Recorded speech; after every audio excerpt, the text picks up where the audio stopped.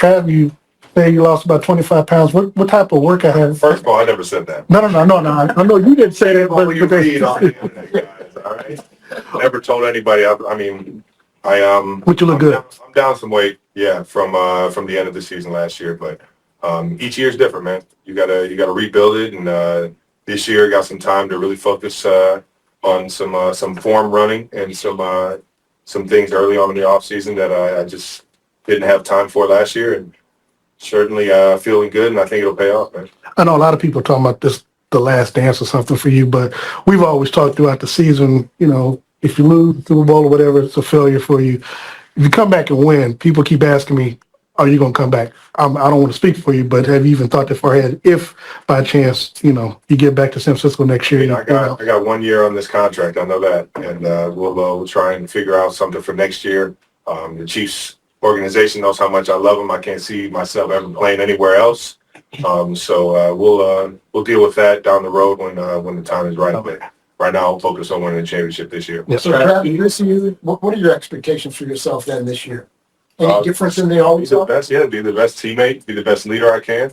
Last year, I think I failed, especially in that last game, and being the leader and being the one that could step up and make plays. So just setting the bar even higher for myself this year than I have in the past. Other than winning another championship, what would make this season a success for you? That's the only way I determine whether it's a success or not. It's just kind of how I'm wired now. Earlier on in my career, I would set those goals for myself, and I just think it's just more of a genuine feel and the right mentality. Just go out there and try and make every play for my team. What did you try to do? Achieving or blocking or doing whatever I need to do. What did you try to do over the offseason, the middle week, get yourself ready for another football season? Mentally, I mean, just as soon as I made the decision to come back, you know, that decision for me needs to be made back in March or early April. Like you set the tone and you put a regimen together that gets your mindset, get your body, and really from there you can start to tweak your skill set. You know, so it's just everything involved. You know, you have to evolve every single year in all phases of the game. So you already know that started back in March, and so far we're on track. For the decision to come back for another year, how serious were you? I love football. I don't think I really thought about it that much. You know, my friends and family and the team, and you know, the guys and women in this building. I love coming into work every single day. It wasn't a very tough one for me. I know, you know, I'm getting older, but at the same time, I still feel like I got a lot that I can prove in this league. And with that being said, man, it really wasn't that hard of a decision for me. We're going to go Sam, Zach, and then Bob. When you said you failed to be a leader in the Super Bowl, what do you mean by that? I just didn't make the plays that I thought I should have made. I didn't get open in certain situations. Blocking the right guys, having my attention to detail, motivating my guys to, you know, get the you know, the energy and the focus and the confidence that we needed during that game. You know, and I just in that area, I just felt like I failed my guys. And then you said you had time this year to do some of that workout stuff. Was that all that prompted you to go through this workout? Was there some the biggest thing is just making sure you're out there on the field, being a leader, being the one that's setting the tempo in terms of your work ethic. And I think that is always number one. You got to be able to, you know, walk the walk, as they say, to be able to talk it and then preach it to guys. So I think just putting myself in the best situation I can athletically, that's going to pay off down the road, being a leader and being ready for those moments. Zach? What was the process like? You just on this a minute ago. What was the process like when you thought about not playing, and then it sounds like it was really simple in your mind? It wasn't that complicated of a decision. Yeah, I really didn't feel like it was my last game. Just felt like I got a lot more to prove, and I have so much more fun coming into the building. This is related, Travis, but that first podcast you guys did right after the Super Bowl, it really sounded like you were going to be torn, that you were really weighing all those things. Are you able to just clarify a little more about right in those few days right after that? You want to let the emotions die down. That was the biggest thing, is that you don't want to make decisions off of initial emotions. But for the most part, once they died down, I still felt like I had that fire in my chest to be able to keep coming in and building and be better and chase another Super Bowl. Travis. We'll go Pete and then Matt.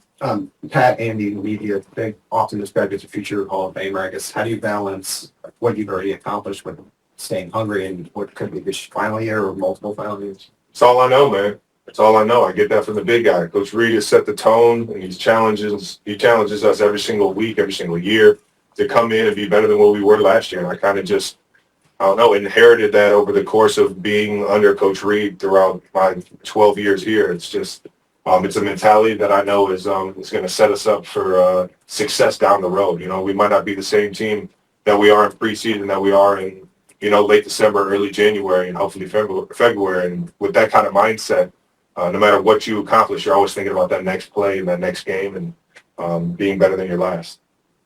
You continue to have more and more on your plate. I know you were in France on Monday. How do you balance all of that schedule, especially just going forward with everything that you have going for you with football and keeping them maybe even separate or better, being ready for football? Football is always going to be number one. I love this game. It's still my childhood dream, you know, when I really thought about it. I think this offseason I got back to, you know, just wanting to focus more on this game and getting the most out of this game as I possibly can while I'm still putting on the cleats and putting on the pads. So this will always be number one in terms of, you know, my business, you know, world and my career path. And yeah, with that being said, everything else is just kind of, you know, making sure that I'm accountable for the people that I agree to team up with, like the podcast and going over things. Did Coach give you any advice just as far as how you balance that time during this offseason and just kind of giving some time for yourself and say, hey, I mean, Coach has always given me advice at everything in life. You know, I think he's kind of trusted me in a lot of the aspects, knowing that I've handled it a certain way. But he's also challenged me a lot to make sure that I'm still being the guy in the building for him to be able to, you know, lean on in terms of that leadership. So We're going to go last couple, starting with Blair. Travis, we saw the ring boxes set up outside, but what will the ring this year symbolize for you? You know, everybody has their own view on it. Unfortunately for me, I'm only interested in Super Bowl rings. I know what the AFC championship means to this organization and the family, and you know, the 15 wins and everything is something special that I let everybody else be happy with. Last year wasn't a success for me, and I'm motivated to make sure that we get that other ring this year. We're going to go last two, Sam. Sure, just one more follow-up on your off-season work. Do you already notice the effects of the work that you put in? Yeah, and I'm still putting it in. It's going to be a grind. It's going to, you know, that's what I'm talking about. You got to make that decision early in the offseason for a guy like me, because that grind starts now and hopefully it ends in February. And we just keep that consistent work ethic throughout it all, and hopefully throughout the rest of this offseason, going into the actual season, and then towards the playoffs. If we're lucky enough to make the playoffs and make another run at it, you'll keep seeing me get better and better as I plan to.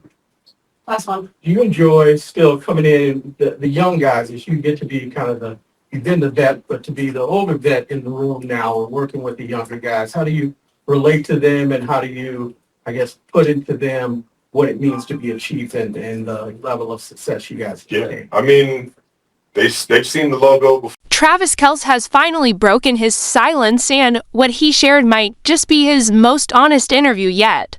Standing under the summer sun at the Kansas City Chiefs training facility, Travis didn't hold back. From surprising weight loss to deep regrets about last season's Super Bowl loss, to his undeniable love for the game and even Taylor Swift, this conversation was filled with raw emotion, clarity, and purpose. It started with a bit of confusion. The internet was swirling with rumors that Kelce had dropped over 25 pounds during the offseason, but Travis cleared the air instantly with a smile. "I never said that," he laughed. "But yeah, I've slimmed down a bit. And it wasn't just about shedding pounds." Travis explained he had taken time this year to really focus on himself. Things he simply didn't have the time for last year: form running, detailed conditioning, and most importantly, his mindset. But what really struck a chord was when Travis talked about last season's heartbreak. The Super Bowl loss still lingers in his heart. "I think I failed, especially in that last game," he admitted. "I didn't make the plays I should have. I didn't lead like I was supposed to." His voice dropped, not from shame, but from a deep hunger to make it right. The man who is usually full of charm and confidence sounded like a warrior ready for redemption. And if you're wondering whether he thought about retirement, you're not alone. People have been asking that question for months. His answer: calm, focused, determined. "I love this game," he said. his tone steady, it's still my childhood dream. Coming to work every day never stopped being fun. While others wondered if the Super Bowl loss would be the end, Travis was quietly preparing to come back stronger. His decision to return wasn't made out of emotion. It came after deep reflection and a burning fire that never went out. But amid the seriousness, there was still that spark of Kelce humor. When asked about balancing everything football, media, podcasting, and, yes, even global trips to France, he grinned and said, "Football will always be number one." And despite the fashion, fame, and podcast appearances, he reminded everyone why he's still one of the most respected players in the league. "You have to walk the walk," he said, "and I'm ready to lead by example." And then came the question everyone wanted to hear: what does the ring mean to him this year? Travis didn't hesitate. "I'm only interested in Super Bowl rings," he said firmly. "Last year wasn't a success. That's my only focus now, bringing home that title." This wasn't just another post-practice interview. This was Travis Kelce bearing his soul not just to the reporters, but to the world. He spoke like a man on a mission, not just for another championship, but for redemption, for leadership, and for the legacy he's still building every single day. And in the quiet moments between questions, there was a name that kept surfacing, not directly, but through his tone, his motivation, and that small fire in his eyes. Taylor Swift. No words needed, because when you're fighting to be your best self, sometimes love is the loudest motivation of all.